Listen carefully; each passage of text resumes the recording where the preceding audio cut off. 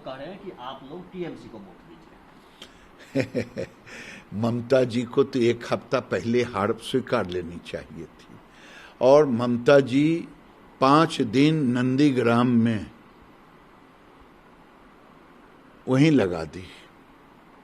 और ममता जी में अगर हिम्मत है तो शुभेंदु अधिकारी की तरह कहें कि अगर 2 मई को रिजल्ट में मैं हार गई तो राजनीति से इस्तीफा कर दूंगा, अगर है हिम्मत तो।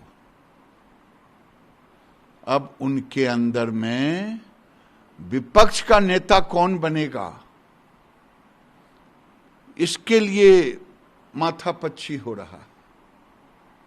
आज चुनाव, बंगाल की जनता परिवर्तन की हवा चल रही है,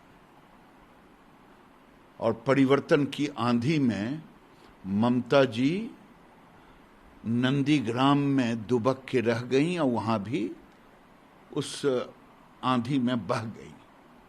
ममता बनर्जी तो ये भी आरोप लगा रही हैं कि हैदराबाद से एक आदमी आता है, इसे पैसा ले लेता है। आप गंभीर आरोप लगा रही हैं बीजेपी पर। अच्छा, ओवैसी से मिलने की सीधे सीधे बात कर रहे हैं। अच्छा, आप लोग का तालमेल है। अच्छा, मेरा तो तालमेल केवल वोटर से है।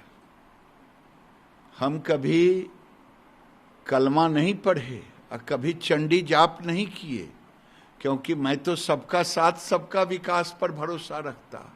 न कभी दुर्गा की मूर्तियों के विसर्जन में लाठी चलवाया जहां सरकार है, और न कभी तजिया पर लाठी चलवाया। ये तुष्टीकरण की राजनीति अति सर्वत्र बरजते हो गया। अब विकास जीरो। ये एक दिन भी विकास की चर्चा की ममता बनर्जी? विकास की ही नहीं तो विकास की चर्चा की करेगी क्यों? ये तो तुष्टीकरण, गुंडागर्दी, कहीं कलमा पढ़ना, कहीं लोगों को दुर्गा मूर्ति पर बंदिश लगाना, कभी चंडी जाप करना। पत्थरकांडी विधानसभा सीट है आसाम में, वहाँ हो गई। इसके बाद जो ईवीएम आ रही थी उस पर हमला हुआ, और इसके बाद उससे जो लोग निकले, कहा गया कि ईवीएम बीजेपी की जो कैंडिडेट है उनकी गाड़ी में रखा गया था। एक गंभीर आरोप लग रहा है, इसको लेकर आपका क्या कहना है? कुछ नहीं कहना है, ये काम चुनाव आयोग का है, बीजेपी का काम नहीं है। चुनाव आयोग ने उसकी समीक्षा करेगा, उसका उद्भेदन करेगा। लेकिन बीजेपी की कैंडिडेट की गाड़ी में से जुड़ा हुआ मसला आ रहा है। ने घोषणा किया है कि जो 4 अधिकारी हैं उनको सस्पेंड कर दिया गया है। जिस बूथ पे जो मतदान का मामला सामने आया था उसको हालांकि ईवीएम के साथ टेम्परिंग नहीं हुआ, ऐसा इलेक्शन कमीशन का कहना है। बावजूद इसके वहां रीपोलिंग की घोषणा भी की गई है इलेक्शन कमीशन द्वारा। भाई, ये चुनाव आयोग का काम है, वो करेगा अपना काम। उसमें किसी पार्टी को, कम से कम बीजेपी को तो बोलने की जरूरत नहीं है।